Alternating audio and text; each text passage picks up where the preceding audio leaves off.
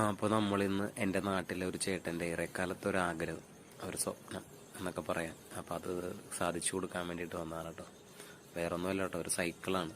അപ്പോൾ അത് ആ ഒരു സൈക്കിള് ആ ഒരു വീടിൻ്റെ വലിയൊരു ആവശ്യമായി വന്നത് കണ്ടതുകൊണ്ടാണ് നമ്മളതുമായിട്ട് ഇവിടെ വന്നേക്കുന്നത്, കൊടുക്കാനായിട്ട്.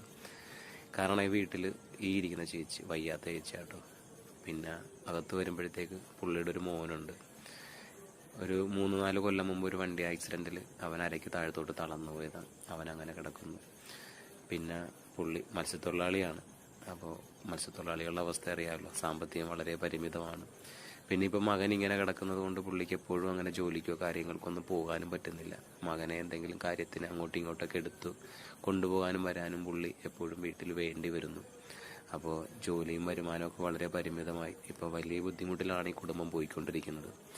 അതുകൊണ്ടൊരു സൈക്കിൾ മേടിക്കാൻ വളരെ ബുദ്ധിമുട്ടാണ് എന്ന് ഞാൻ മനസ്സിലാക്കിയത് കൊണ്ടാണ്, പുള്ളിക്ക് അത് വളരെ ആവശ്യമുള്ളൊരു സാധനം കൂടാണെന്ന് മനസ്സിലാക്കിയത് കൊണ്ട് ഞാനപ്പോൾ അത് പുള്ളിക്ക് വാങ്ങിച്ചു കൊടുക്കാമെന്ന് ഞാൻ പുള്ളീനെ വിളിച്ച് പറയുകയും, അപ്പോൾ അത് പുള്ളിക്ക് ഒരുപാട് സന്തോഷവുമായി.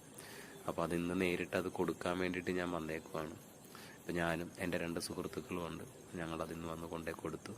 പുള്ളിക്ക് ഒരുപാട് സന്തോഷമായി. പുള്ളിക്കല്ല, പുള്ളിയുടെ വൈഫിനും പുള്ളിയുടെ മകനും പുള്ളിയുടെ കുടുംബത്തിലെ എല്ലാവർക്കും വളരെ സന്തോഷമായി. പുള്ളിക്ക് വളരെയേറെ ഉപകാരമാണെന്നാണ് അവർ പറയുന്നത്. ഞാനത് കൊടുക്കാമെന്ന് വിളിച്ച് പറഞ്ഞപ്പോൾ മുതൽ എൻ്റെ വരവിനായി അവർ കാത്തിരിക്കുകയായിരുന്നു ഒരു സൈക്കിളിന് വേണ്ടിയിട്ട്. പുള്ളിക്ക് അത്രയേറെ ആവശ്യമുണ്ട് കേട്ടോ. പുള്ളി എന്തെങ്കിലും കാര്യത്തിനൊക്കെ പോകണം, 2 കിലോമീറ്റർ പോകണം. പുള്ളി മറ്റുള്ള പലരെയും ആശ്രയിച്ചിട്ടായിരുന്നു പുള്ളി ഇതുവരെ പോയിക്കൊണ്ടിരുന്നത്.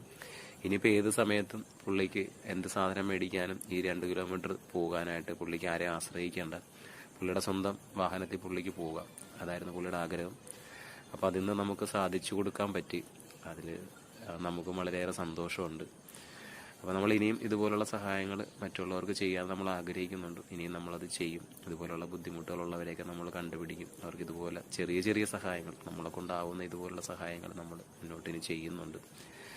അപ്പോൾ ഈ വീട്ടുകാർ ഇച്ചിരി ബുദ്ധിമുട്ടിലാട്ടോ സാമ്പത്തികമായിട്ട്. അപ്പോൾ എൻ്റെ ഈ വീഡിയോ കാണുന്നവർ, എന്നെ കേൾക്കുന്നവർ, അവർക്ക് എന്തെങ്കിലുമൊക്കെ സാമ്പത്തിക സഹായം ചെയ്യണം.